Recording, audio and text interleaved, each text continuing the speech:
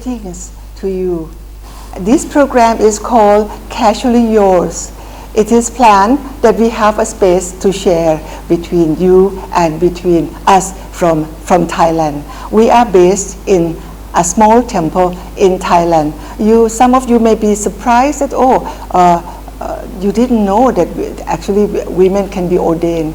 In our country, we have a history of some 700 years. No, we didn't have women ordained. Ordination for women just started.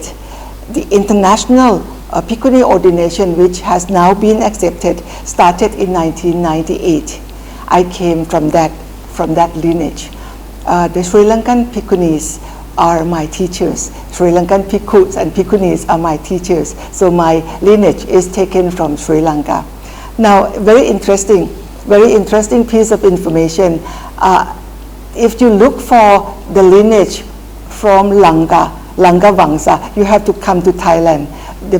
The Buddhist monks in Thailand have taken the lineage from Sri Lanka, thus they are called Lanka Vangsa. And then when the lineage died out in Sri Lanka, they also asked the Thai monks to go to Sri Lanka to start the revival of the lineage. So the lineage that started in Sri Lanka is called Siam Vangsa. Isn't that interesting? Siam Vangsa is a lineage from Thailand. So there is a great borrowing from Sri Lanka and Thailand. The two countries have a long history of Buddhist culture to and from. So my ordination is taken from Sri Lanka, and we have just started. Our Sangha started, the Bhikkhuni Sangha in Thailand, but my ordination was in 2001. So therefore, it is now 20 years. It is only auspicious that I launched this program to celebrate also the 2 decades of my ordained life. In my correspondence with the outside world, I noticed one thing, that sometimes the new Buddhist or the Western Buddhist would end their letter, when they write letters to me, they would end their letter with metta. I always feel uncomfortable when I see this, because the word metta means loving kindness, but metta, the root of metta, is from mitta in Pali and from mitra in Sanskrit. It means friend. So therefore you end your letter with metta when you write to a friend or you write to your junior. When you write a letter to monastics or to senior, you do not end. It is not appropriate to end your letter with metta. Best would be among the Buddhists in Dharma. That would be more appropriate. Or otherwise, just simply with regards, with warm regards. And at the beginning of the letter, you would say, "Dear Dhammananda." If you are Buddhist, also that is not appropriate, because I'm now a monastic. So it should be "Dear Venerable Dhammananda." When you speak to ordained person, you don't call them their name. You call them venerable. You call their name only when you use as a third person. So usually we address Theravada monastics as venerable. That would be more appropriate. But now when you write, sometimes, in short, you write VEN dot Dhammananda. People outside Buddhism, outside the area understanding of Buddhism, they don't understand VEN. What does it mean? They thought that it is first part of my name.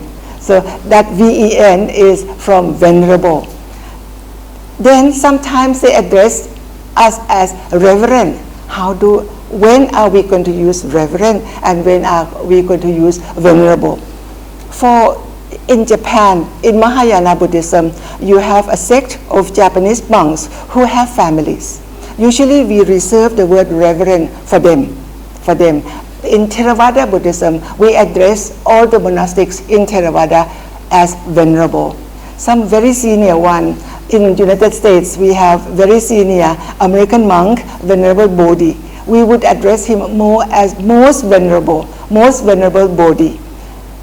And among us, among the Bhikkhunis, we also have very senior ones, So we should address them as most venerable, particularly when they start hitting 20 years. If they have been monastics for more than 20 years, then you should address them as most venerable. This is only, just to honor them, But for those who are not Buddhist, at least address them as venerable, but not as Madam. Sometimes they write letters to us, they said, dear Madam Dhammananda. No.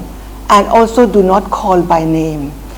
People who call me by my name, Dhammananda, is only my teacher or my mother, So among the monastics, we always address each other as venerable, as second person we address venerable. So that is appropriate way of addressing monastics within Theravada tradition. And we keep reverence for Christians or otherwise Mahayana, particularly the sect which they have family. This is the details of when and how we can use the word venerable or reverend.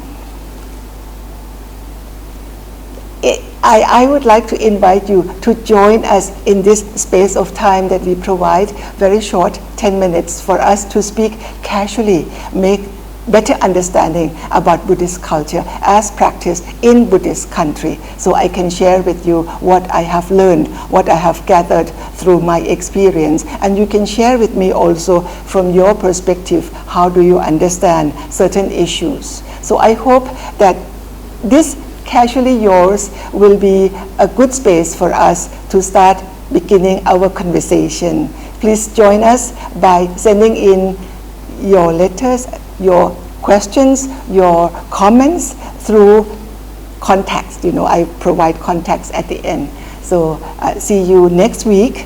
We meet every week for 10 minutes in this Casually Yours.